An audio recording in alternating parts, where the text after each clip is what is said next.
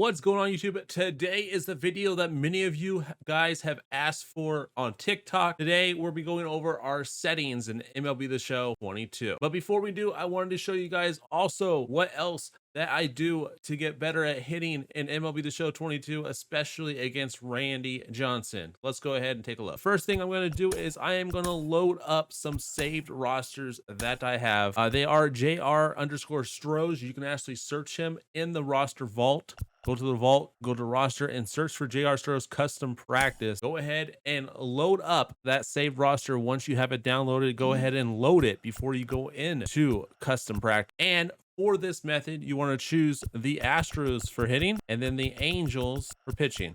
And you will go to practice type, you go to batting, and you will select whatever pitcher you want. In this case, we are going to select Randy Johnson, and then whatever batter you want. Some of the best in the game. We got Frank Thomas, we got Chase Utley, which is a good lefty if you want to practice lefty versus lefty. And for our settings, make sure you're on legend difficulty. That is the best difficulty to practice on. I use strike zone high as my hitting view. My in-play view offense is high, so I can kind of see where the ball is going to go, where it's going to land. Is it going to get over the outfielder's head so I can run the bases? I feel like that's the best one if you want to do that. Otherwise, dynamics is the best visually, and it's still pretty good, but high is the one I use.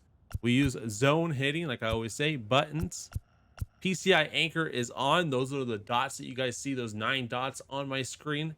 That's what that is. I will show you in a minute when you do some custom practice. PCI center is altitude. No inner. PCI outer is basic. Cyan 80%, and right now I have outer fade out. A lot of times I'll do none and I'll keep that, but right now we're using the outer fade out. So when the ball comes in, all I'm going to see is my PCI center, which is altitude. Pitching, make sure the same thing. You have it on legend. I use pinpoint pitching, and my pitching view is pitcher offset. Sometimes I change it, and my classic is on. Those is when you'll see the arrows pointing where the pitch will go. I'll show that in practice too, just so you guys understand.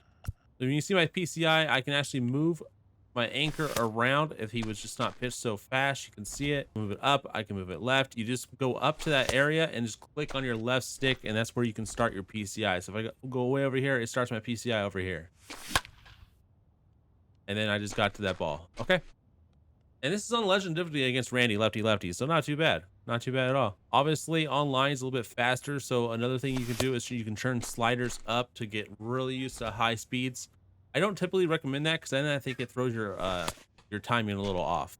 But the sequence that I would go through batting is I would practice just fastballs. If I'm late on fastballs, you just want to practice fastballs. You do 4-seam fastballs, and you make sure that he's throwing strikes only. If you're not worried about your eye, you know he's going to throw strikes. So now you're just looking to make contact with the ball and try to be early on it.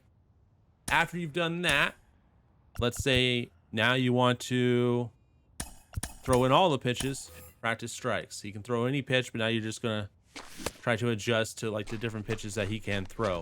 It'll be a lot hard to adjust once because they have the break on them and stuff like that. But you can adjust and just be able to hit the ball that way. That's probably the second step I would do. The next step I would do is start practicing. Uncheck all these so they throw balls too. Start practicing taking pitches. Just like that. Okay? Start practicing taking pitches. Now, if you're struggling with your PCI, which I still struggle with my PCI, this is something I do not do enough that I need to get better at. In this method, you don't even swing at the ball. You just want to practice with your PCI. Try to get your PCI to that ball every single time, but don't focus on swinging. Just focus on getting to the ball. And this will help your eye and help you get better movement with your PCI and get used to only making those micro adjustments with your PCI. As you saw there, I went all the way down and had to come back up. That's not what we want to do. We don't want to over adjust our PCI. We want to stay on the ball as much as possible.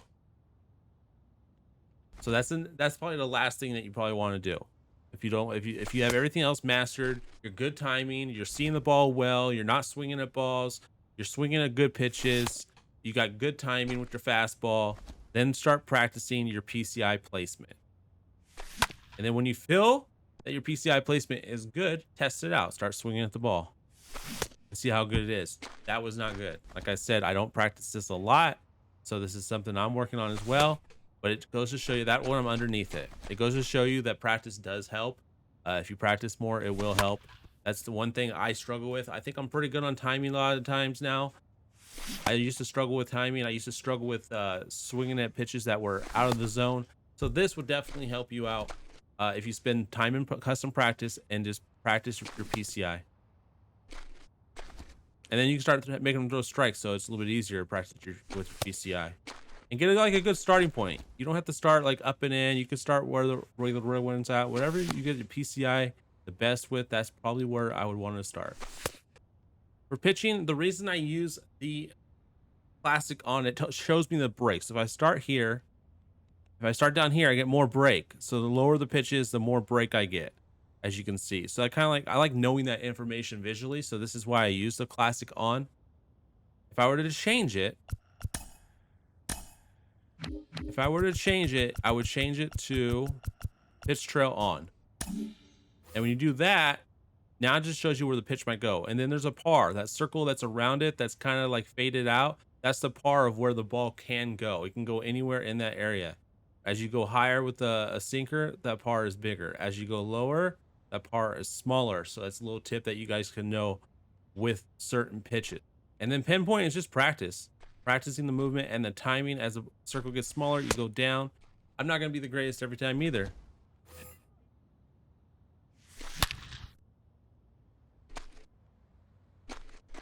And those are the settings I use in MLB The Show 22. Nothing too fancy, maybe not the simplest ones, but hopefully you guys enjoyed this video. If you did, smash that like button, sub to the channel, turn those post notifications on so you guys don't miss out on any other videos. I'll see you guys next time.